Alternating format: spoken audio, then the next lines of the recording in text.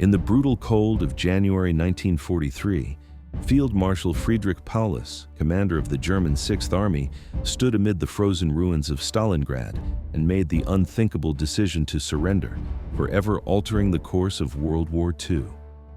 As Arctic winds swept through the shattered streets, more than 250,000 German soldiers found themselves trapped in a frozen hell, surrounded by an unrelenting Soviet force closing in from every direction. The trap had been sprung 2 months earlier when Soviet forces launched Operation Uranus, a devastating pincer movement that severed the Sixth Army from all reinforcement and supply. This masterful encirclement was orchestrated by Generals Georgy Zhukov and Alexander Vasilevsky, who sealed the fate of an entire army in a ring of steel and ice from which no escape was possible. The nightmare that followed was intensified by one of the most savage winters in recorded history. If you're interested in how wars are actually decided by logistics, math, and doctrine, subscribe now, turn on notifications, and stay tuned for more in-depth World War analysis. Let's continue. With temperatures plunging to -40 degrees Celsius, German soldiers, utterly unprepared for such murderous cold, succumbed to frostbite, starvation, and typhus. Supplies dwindled to almost nothing, transforming each day into a desperate struggle for survival. Military records from those final weeks document soldiers slaughtering their horses for meat and whispered accounts of cannibalism among men driven beyond the limits of human endurance. Lieutenant General Arthur Schmidt, Chief of Staff to Paulus, would later describe those weeks as an unending descent into hell itself. On January 31, 1943, after enduring months of merciless siege warfare, Field Marshal Friedrich Paulus defied Adolf Hitler's explicit order to fight to the last man and chose surrender. This was no decision made in haste or cowardice. Hitler had promoted Paulus to Field Marshal just hours before, fully expecting him to take his own life rather than submit, since no German field marshal in history had ever been captured alive. Yet, facing the grim reality of his starving, freezing, dying men, Paulus surrendered in the basement of the Wehrmacht department store that served as his final headquarters in the devastated city. His decision, transmitted through a final somber radio message, marked the first catastrophic defeat the Wehrmacht had suffered in the entire war. The consequences of the surrender were immediate and staggering. Approximately 91,000 surviving soldiers passed into Soviet captivity, marking a watershed moment in the Second World War. Among those captured were 24 German generals, a testament to the sheer magnitude of the disaster. Soviet leader Joseph Stalin proclaimed the victory at Stalingrad as a death blow to the Nazi war machine, a sentiment Winston Churchill echoed when he declared it the turning point from which Hitler's forces would never recover. The human toll of the Battle of Stalingrad defies comprehension, with the German Sixth Army suffering approximately 147,000 killed in action and 91,000 taken prisoner, the vast majority of whom would perish in the brutal years of Soviet captivity that followed. The city itself had been reduced to smoking rubble, with civilian deaths numbering in the tens of thousands. The destruction of the Sixth Army transcended mere military defeat and became a psychological catastrophe for Nazi Germany, shattering forever the myth of Wehrmacht invincibility and electrifying the Allied powers with renewed determination. But the surrender of the Sixth Army was merely the beginning of a new horror. The aftermath and the long march of the survivors would write a chapter of human endurance and despair almost beyond belief.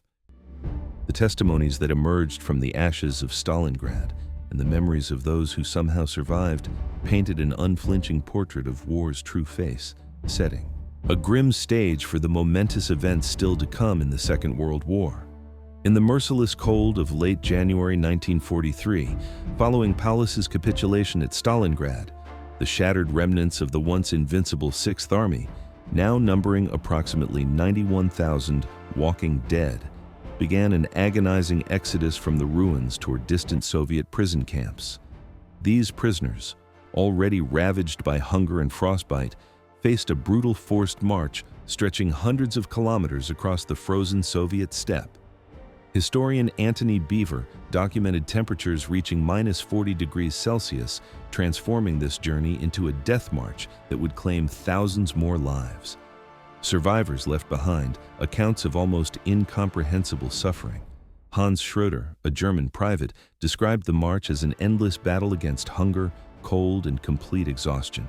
His memoir paints a harrowing picture of days without a single morsel of food, nights spent exposed to the killing wind, and the ever-present specter of death from exposure or a guard's bullet.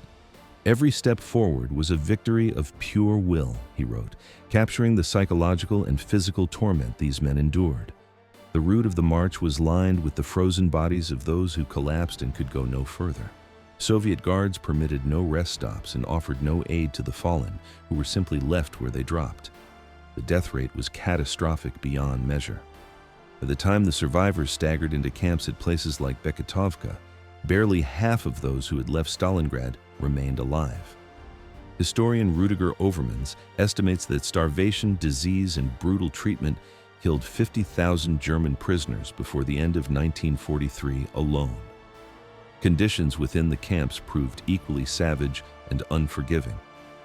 Rudolf Rehl, another survivor, described in letters home how prisoners were packed into unheated barracks, surviving on starvation rations that accelerated malnutrition, while typhus and dysentery swept through the overcrowded compounds like wildfire.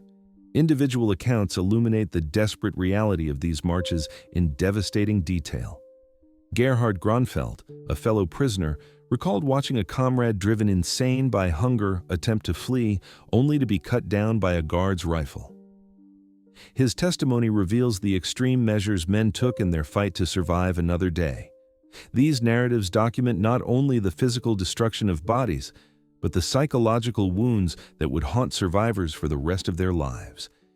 Yet, even amid such overwhelming darkness, there flickered rare moments of shared humanity and unexpected compassion. Karl Kretschmer, a sergeant, wrote of a young Soviet girl who, risking severe punishment, secretly pressed bread into the hands of prisoners during a brief halt in the march. Such small acts of kindness became precious beacons of hope in the surrounding horror and stand as testament to the persistence of human compassion even in war's darkest hours. While the death march represented the depths of human suffering, the battle's outcome would echo far beyond these immediate horrors and reshape the entire war. The catastrophic defeat and the appalling fate of the German prisoners demonstrated unmistakably that the tide had turned against Axis forces in Eastern Europe. The Battle of Stalingrad, culminating in this tragic March of the Damned, not only annihilated the Sixth Army, but marked the decisive shift in World War II's momentum, heralding the inexorable Soviet advance that would eventually reach Berlin itself. The stories of these prisoners embody the staggering human cost of total war and serve as a haunting reminder of both the limits of human endurance and the remarkable resilience of the human spirit. The fall of Stalingrad not only transformed the Eastern Front, but opened entirely new chapters in the global conflict that would follow. By February 1943, the surrender of the Sixth Army stood as the first unambiguous defeat of the Wehrmacht, signaling a decisive turning point in the Second World War.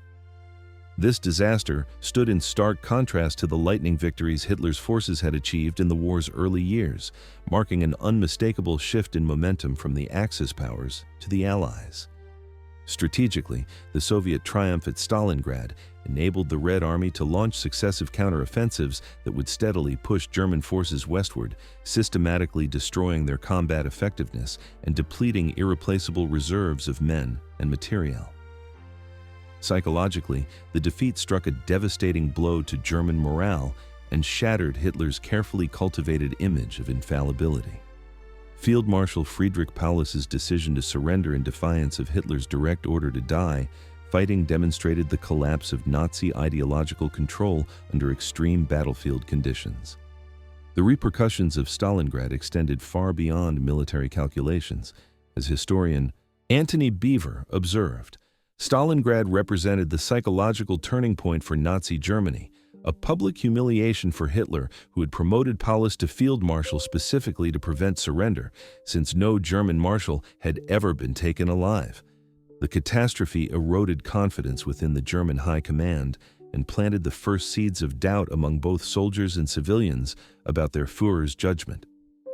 The long-term consequences of Stalingrad proved profound and irreversible for the German war effort. The battle not only destroyed the Sixth Army, which suffered approximately 400,000 total casualties, but critically depleted the Wehrmacht's strategic reserves of experienced troops and equipment. This was a wound from which Nazi Germany would never recover. The weakened state of German forces allowed the Soviets to liberate occupied territories and drive deep into Eastern Europe, fundamentally reshaping the political geography of the post-war world. The victory at Stalingrad elevated the Soviet Union's standing among the Allies, profoundly influencing future diplomatic negotiations and the eventual reorganization of Europe after the war's end. The story of Stalingrad, filled with extraordinary human resilience and tactical brilliance, serves as a powerful reminder of warfare's brutal realities. The Soviet defense orchestrated by General Zhukov employed innovative military tactics, including the hugging strategy, which negated German air superiority by keeping combat at such close quarters that the Luftwaffe could not bomb without hitting their own troops. This battle also demonstrated the critical importance of logistics, intelligence, and urban warfare in modern conflict. The Red Army's effective use of Rattenkrieg, the War of the Rats, exploited the city's shattered landscape to maximum advantage, transforming every ruined building into a death trap for the invading forces. Stalingrad's legacy as the decisive turning point of World War II continues to command extensive analysis and reflection from historians worldwide. Its lessons in leadership, strategy, and the limits of human endurance remain essential study for military scholars and strategists to this day. The city's desperate resistance and ultimate victory embody the indomitable spirit of the Soviet people and their immense contribution to the defeat of Nazism, forever marking Stalingrad as both a symbol of extraordinary resilience and a turning point that reshaped the course of world history.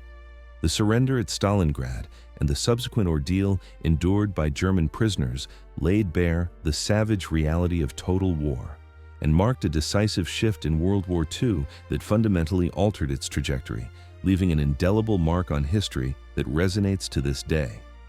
If you found this story compelling, hit subscribe for more fascinating historical deep dives every week. Thanks for watching.